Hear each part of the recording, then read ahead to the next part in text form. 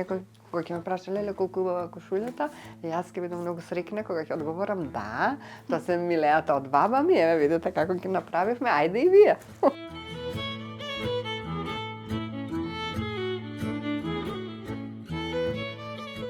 Ова беше миленце кој беше веќе пожолтено, со години седено, исплекано, и со Ирина разгледувавме како може и јас сакав едноставно тоа да биде дел од ракавот. Ги офарбавме, дизајнот е на Ирина и еве јас сум среќна што денеска сум тука.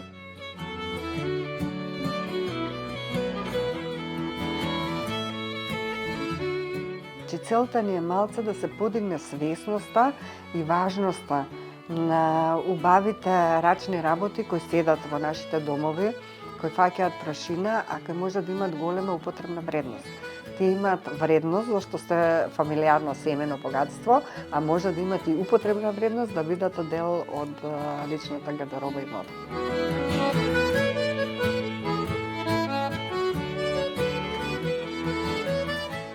Тоа беше сет од куќата каде што израснав, тоа беше последно парче што телевизорот го земав.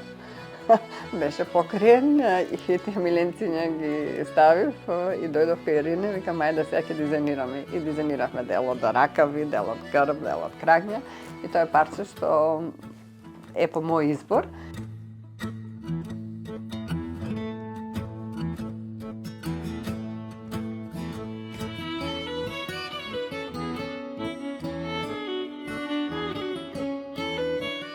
Работејќи така ми се навраќаа многу слики од мојата баба.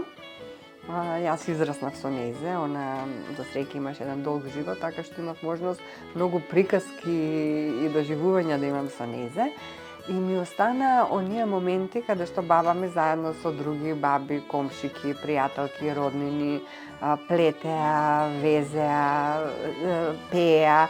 И тоа беше еден начин на социјално дружење, каде што мене секогаш ми беше интересно да ги гледам од некој ќоше и дури како мала да ми биде радост што гледам толку среќни жени околу мене. Тренувајќи од таа гледна точка, ми се навраќаа тие спомени, а од друга страна плакарите ми се полни со милиња од баба ми, кои се тие да речам емотивно поврзани со мене од една страна, од друга страна имат големо нематеријално богатство и јас заедно во соработка со Ирина рековме дека ајде убаво е малци милињата да ги ставиме во употреба во модата.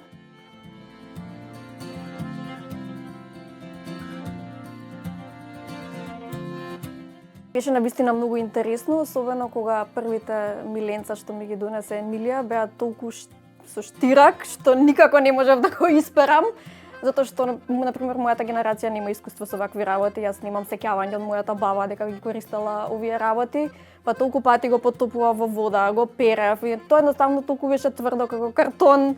Но се тоа ми беше голема лекција, учам и јас со сите овие проекти и на крај ја добивме баш и првата кошула. И навистина јас сум презадоволна од првичниот резултат, а секако и од сите следни.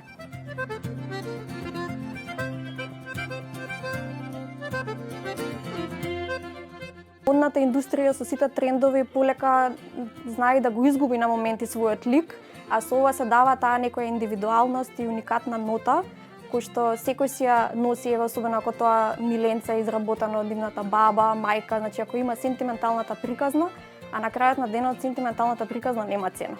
Значи парчето може би има една цена, ама сентименталната приказна што ја носи тоа парче едноставно нема цена. Готово сега, кога сме во ера на вештачка интелигенција, младите треба да знаат дека ако нешто ќе опстои, тоа ќе биде рачната работа. Ако нешто не може да се замени, тоа се оние мануелни вештини кои ги имаат луѓето, поготово креативни со рацете. Тоа се повеќе и повеќе ќе биде на вредност.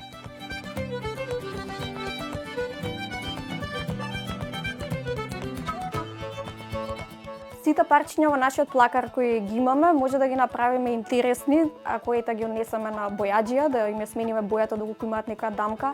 Ако научиме некоја интересна техника, па сами пробаме нешто да им додадеме, ако ја однесеме кај локалниот кројач и ја пренамениме, значи најлесното е тоа парче облека да се фрли, а најтешкото е да го најдеш начинот како да му го продолжиш неговиот живот.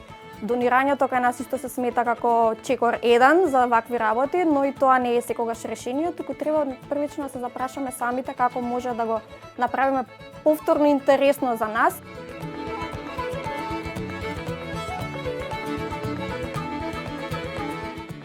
Тие што се малце попатени знаат дека фарбањето на текстилот, преголемата употреба и фрлањето на текстилот представува страшно големо загадување во светот. Така што веќе се работи на тоа како да постојат начини за реупотреба на старите. Па јас би ги повикала сите оние што ја ценат традицијата, што им значат овие милинциња, кои мислат дека може да бидат дел од нивните модни детали, да не контактираат Ирина, да дојдат да си изберат свој модел, свој материјал и да им се направи нешто што ќе биде уникатно, а од друга страна ќе биде поблиску со нивната фамилиарна традиција и сеќавање на нивните баби, тетки, жени кои го работеле тоа.